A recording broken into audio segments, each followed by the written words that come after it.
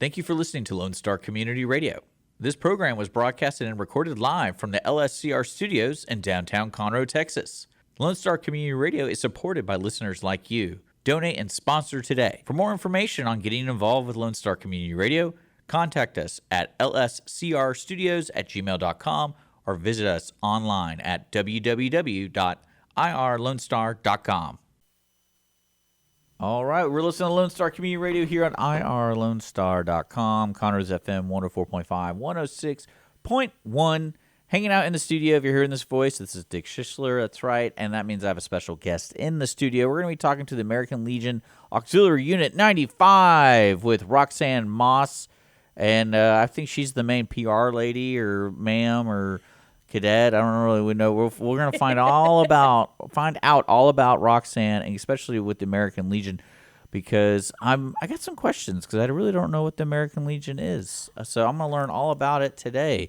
So Roxanne, thank you so much for coming in this morning, and I'm very excited. I found you guys because y'all are promoting a chili cook-off coming up. So We're going to be talking about the fundraising events you guys are going to be having this weekend.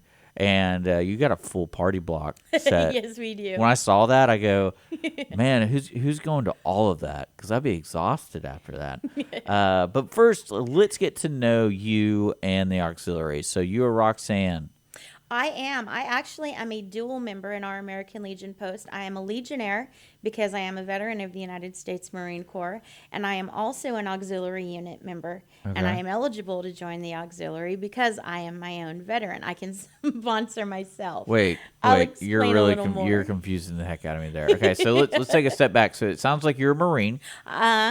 And you served, and you're a veteran. Yes. So there you go. So that's step one for me to understand who Roxanne is. There we go. And then the American Legion, and this is coming from a person who has no idea. So that's feel free to correct me at any time.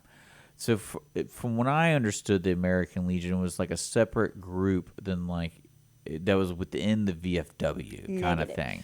No. Well, I meant it's like the same circle of people. Because the VFW, is that something to do with the government?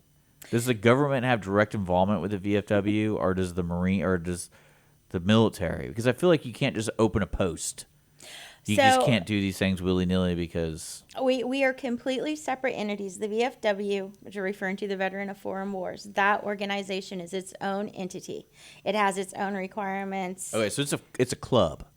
Yeah, so to speak. It is a veterans club, and they have a primary criteria for their veterans of that you have to have a combat time. Not just that you serve, but that you serve in combat. Oh, unfortunately for a lot of people, you can't. Well, that's not fair. Well, that in a way. We also I am. Oh my gosh, I want to be so positive, and you're making it so hard. Oh, no, it's good. Because it's not the real reason I'm trying to get to the root of it is I always understood that somehow the government was involved with VFWs because they kind of dictate where VFWs are. Now, if that's not the case, then it's hey, there's some technicalities to a lot of this stuff. Well, basically what it is, to me, just say it's a club.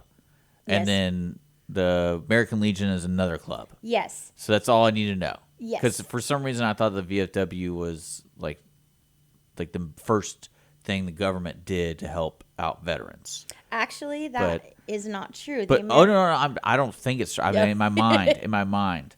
So, but I clearly didn't do any research because I had as you can tell, I never served in any military branch. Space Force didn't want me, so that was. Oh, that's funny. I was kidding.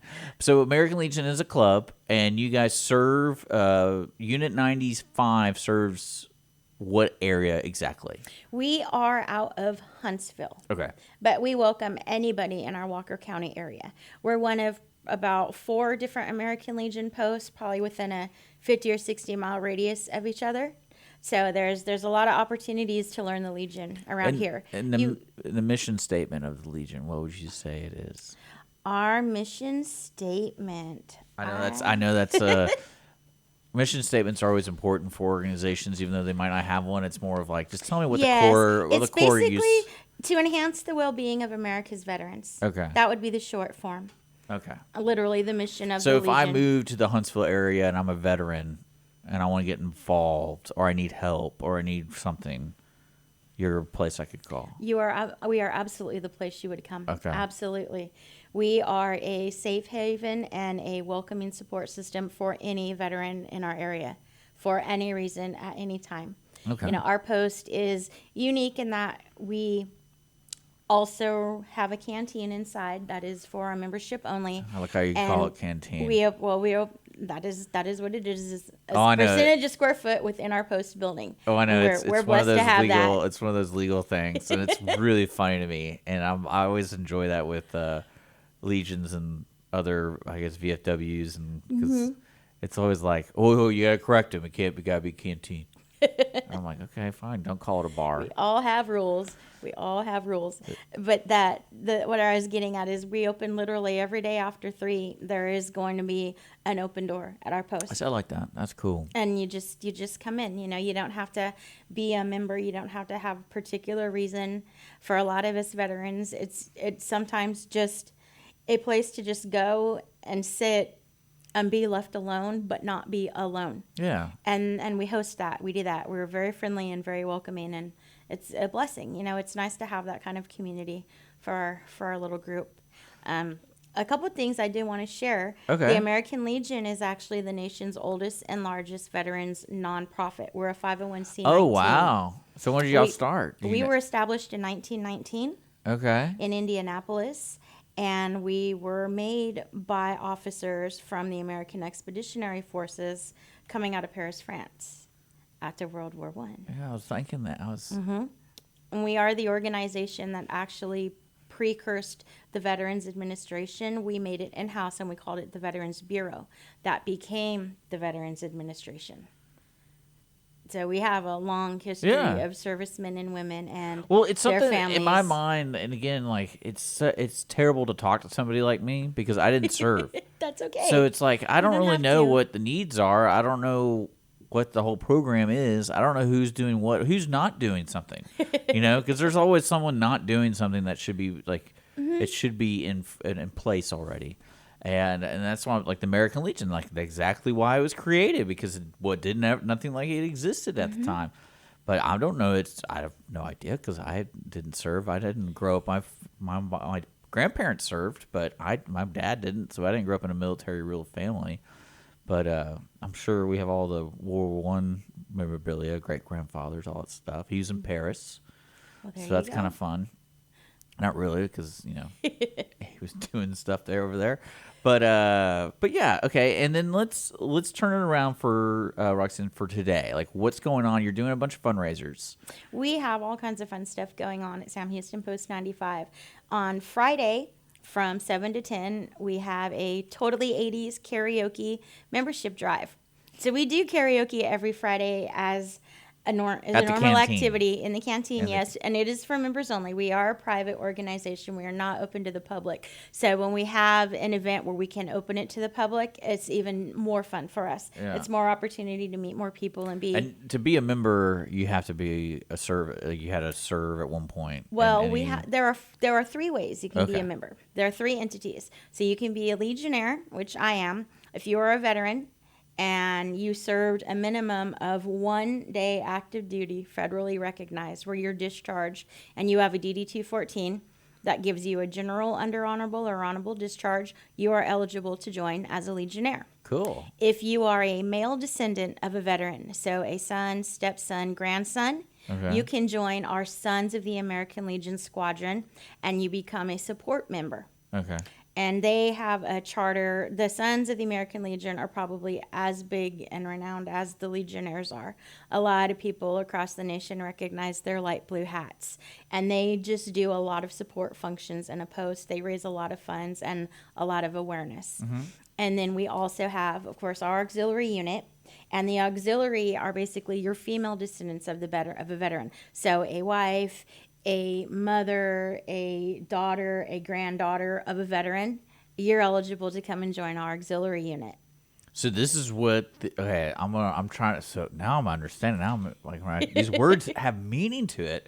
Yes, sir. So looking at the Sam Houston Post 95, the 80s membership drive is for the general Public. public, but it's Yes. also a fundraiser for the building or for. How it works is any proceeds that we earn, like we'll say the canteen, any proceeds that we earn through the canteen, they go to our general operational fund, Yeah. which is where we financially are able to help veterans and their families. We do anything and everything that we can, from paying water or electric bills to helping repair a car to getting someone to a medical appointment Yeah. to helping, with housing or property improvement. Our sons do a lot of small construction projects, building handicap ramps, replacing doors, doing yard cleanup. It's whatever we can do if it is brought to our attention that we have a veteran or veteran's family in need and they need help. If we can man it, we do. And our whole post comes together for that usually. Well, okay, so that's happening on Friday. Friday the 27th. 7 p.m. at the 1919 American Legion Drive. I'm putting links to all this stuff, by the way, in the description. So if you're checking us out on YouTube and Facebook, all that kind of stuff, it'll be there available. So my next question is, on the next day, you're doing a chili cook-off. Yes. But it says auxiliary unit. Yes. So is that for the ladies fundraiser? What that means is, yes, that means our auxiliary unit is hosting that event, and Okay. they will benefit from the proceeds. And the auxiliary use their proceeds very much for the same way. They are a veteran support system. They are focused on family members, youth and children. They award scholarships. They take care that's packets to CASA. interesting. Those ladies just do all kinds of things. Yeah, CASA's pretty- They take gift baskets to some of the veterans in our assisted living care homes each year. They help make sure we're fed in the post on Okay. major holidays. So let me visualize this, because Okay. I'm understanding, I'm learning. So the post 95 is the physical representation area Yes. in Huntsville. That is our building and property. And then the auxiliary unit are the females in the area of that unit.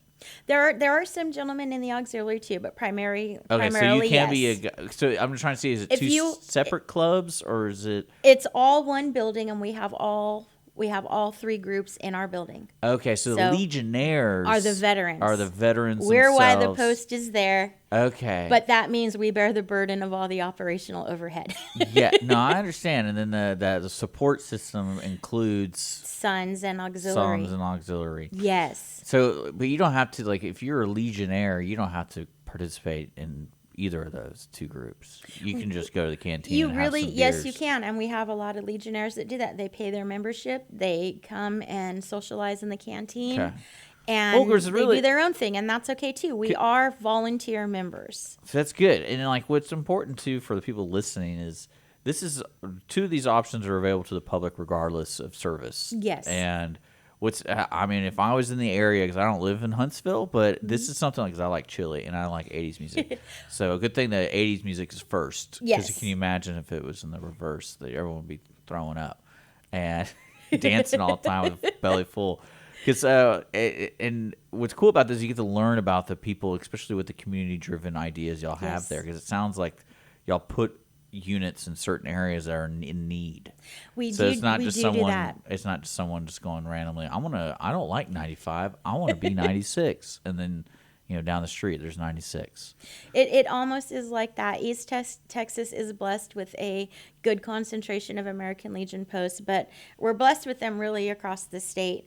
Nationwide, there are about 12,000 posts between all of our states, and if we go globally, we have some posts that are off our continent. So overall, worldwide, there's about 13,000 American Legion posts, and we represent 55 different departments. So a state is a department, and some of these smaller countries that host an American Legion post, they're a department. So if you're we a member, do have structure. like you're a Legionnaire, correct? I am. So if you are a member at the 95, and you're overseas, and you find there's a post there, you can just walk in and be like, Yes. "Here's my badge." Yes, you get a membership card. So and there you go. Wherever you join, your home post is not the only post you can go to.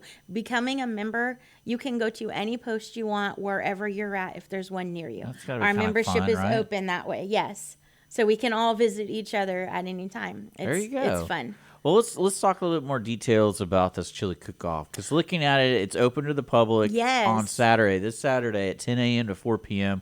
And it's happening, I believe, at the same area. So the Yes. same address, 1919 American Legion Drive. Yes. And can you do, all my cooking friends are going to ask, can you do same-day sign-ups for cooking? Absolutely. Okay. So yes, you we got- can host that. Absolutely. And it's open to the public. You can come, bring your ingredients, cook on site. It's really fun. The auxiliary does the chili cook-off every year, and every year it's just a little bigger and a little better and a lot more fun. 'cause- It's a lot of community interaction. It's really good food. If you want to just come and patron the event, it's one of the times we are open to the public, and we welcome our whole community to come.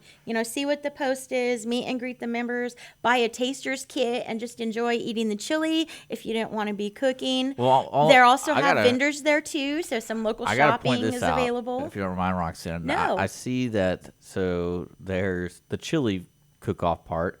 Yes. There's beans, and then they have Bloody Marys and Yes. margaritas. Yes. So how does the Bloody Mary margarita thing work? Because you do tasters of that. Yes. Okay. We so that, judge them. Okay. We have judges, and That's fun. they judge a winner. And then what we do after everything is cleared in the judging room, the judges just bring out the pictures, and then everyone else can just sample it. There you go. Okay. So this all starts at 10 a.m. Yes, it does. Does that mean food starts at 10 a.m.? Cooking, and then I think it says on the flyer Oh, that- what time the turn-ins are. Okay. Yeah. There's actually a bunch of rules here. Yes. So it's $5 for a sample after at 2 p.m. For the public. This is for the Yes. public. So if you want to eat this food, 2 p.m. So that would be probably after when the judging is happening. Yeah. And then that's kind of cool. No It's- canned beans. I'm looking at these rules. They're great. And the judging will be quote blind. Yeah, Yes. right. It's never blind. It's funny. I like doing barbecue. Chili's really good, but barbecue I really enjoy too. It's all made up. Someone asked because I did the Montgomery County cook-off. That's a pretty big barbecue cook-off. Yes. I judged that a couple times. I'm like, no one knows anything because by the time because you're doing 140 briskets, and there's no way you can taste them all hot and ready, and it's just like you're judging on the wrong things. Because like when I started judging, I was like, okay, I'm going to see what's really good. And I was like, no, that's not what I should do. It should be more about texture and presentation because by the time I get it, it's not hot, so it's not going to taste the way they wanted it to taste. That kind of thing. It's really hard. It's really hard to judge. And then I was like, whatever, I don't care. And then my friends who were in the competition didn't like that. We have a judge who doesn't care. I'm like, no, I don't mean it like that. Then, they get really touchy about that stuff. So when you say blind, I'll tell do you you mean exactly. are these people really blind? Oh my gosh, physically blind? No. Yeah, I know some blind people. What we're talking about is when you bring in your sample. It basically, that styrofoam cup you're holding is a perfect example of what it's going to look like. One of the ladies will be receiving the entries. Yeah. It just goes in a cup with a number on the top. Yeah. And every entry is a cup. And That's all cool. the cups go around the table. And so what is I have a cup with a number on it. How do I feel about this number? And they have a judging sheet, and you follow the scale Okay, and yeah, put your it's similar points. to what other, and and then they do the tally, and most points wins. I like it. Okay. So if you want to be part of the cook-off, you need to sign up well before 10 a.m., unless you want to do 10 a.m., and good luck for winning on that one. But it does start at 10 a.m. for the cooking, and it's still open to the public. Yes. But 2 p.m. is really when the food will be served to the public if you want to test Yes. or taste the goods. Yes. If you want to show up earlier, will you have food available, other food besides that? Or is it more like don't eat anything until 2 p.m.? Usually how it works is when it's a cook-off event or the chili event, really what you're going to have, it's going to be the chili. That is what is going to be Yeah, that's there what I was to wondering. sample. So you buy your $5 taster kit, and it basically lets you taste a bowl of all of the chilies At until 2 there's no p.m. more. Yeah, at So make 2. sure to have a little So- snack before you get there. If you're Yep. if you're like me, I'd be like, I'm hungry, and I love it. So that's happening at 1919 American Legion Drive this Saturday. Yes. Again, I'm going to put the link and stuff to the website, and it has all the information right there for it. And that's really cool. Well, Roxanne, I guess that kind of covers the events. And now I think I fully understand American Legion now. And that this is post 95. And if you're a veteran or anyone that has wants to be connected in this kind of capacity, they have a place for you. Yes. So check out auxiliary. That's just a female, or I guess you could be a male too. Yes, you can. If you are a man married to a woman and your wife is a veteran, you can join the auxiliary. Oh. Now, is that just because like someone back in the day was sitting there going like, you know what, I want to focus on these issues, and someone else is like, no, I want to focus on these issues, and say, well, we can't do both. Well, we just kind of do our own thing within the group. No, I think it was more that the gentleman that established the Legion, as the Legion started growing, and they had wives and daughters that were contributing anyway. Yeah. They wanted to didn't wanna recognize build the ramps. importance of that support, and they said, you know what, these ladies need a voice and a home too, and it just expanded No, that way. they just didn't want to build ramps. I guarantee you that. It's like, I don't want to hammer stuff. Everyone can hammer, guys. I don't know. We have some ladies that get up in there and run No, I'm not saying. mowers and I'm not saying all. some of that no, too. I'm not. I didn't mean it that way. I meant more of it's like not all of us want to do that. So can I go do this? Especially the Costa thing. The Costa thing is incredible. No matter what you're doing, helping that organization out, it's kind of they do it they every need all year. the help they need. So let's talk about you. Talk about We got a me. couple What do you want minutes. to know? Well, I want to know. You said you were a Marine. What made you join the Marines? Oof. Was it a boy? No. Okay. Absolutely No not. one ever says that. You know No. that? Because it's like when people go, hey, I'm moving to Louisiana, and they're like, oh, is it because of a girl? But when someone joins a service, no one ever goes, yeah, it's for a guy. Really? Or for a girl. No, I joined 100% for me. I needed out of the house. I needed away Yeah. from the family environment. And the Marines called you. Like because that's one thing I always that's the one thing I always love about learning about people is if you do serve, I go, it's kind of strange, don't you think, that you have a calling or like you need to get out of the house or like something like there is something that you want to do with your life, and then the government's like, hey, we have a military, and imagine walking into a room and there's 5 doors. Yes. And you're kind of like, oh great, there's 5 doors. Which one do I go?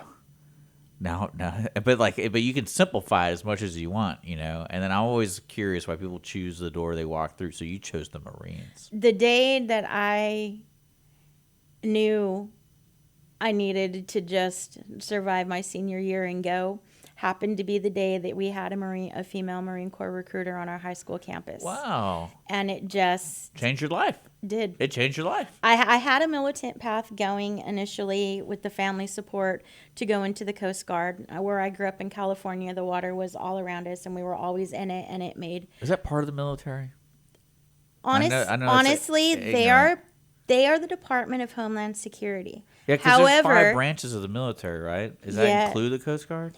No, you That's what I generally figured. have 4: Army, Navy, Air Force, Marines, And then you have Space and then Force. in the Legion, we also recognize the Coast Guard, and we do consider them part of our family. But technically, they're Department of Homeland Security. Well, that's what. Yeah. And a fun fact on that: when the government had the last shutdown, the American Legion actually paid the Coast Guard salaries because we recognize them as being equal as an armed force. So we're a little bit powerful as a national organization. I looked it up. I just typed it in, and they do consider the U.S. government at least considers Coast Guard part of it. Yes. So that's kind of interesting. Okay, so they are absolutely part of our armed forces. You're family. in the Marines because by chance someone showed up at your school and it was a Marine. And it just what I wanted to do, the Coast Guard didn't have a plan that was jiving with the effort I had given them. I wanted to do a thing, and it was kind of, well, steps A through M can get you halfway there, but there's no guarantee when you get halfway that N through Z will get you where you want to go.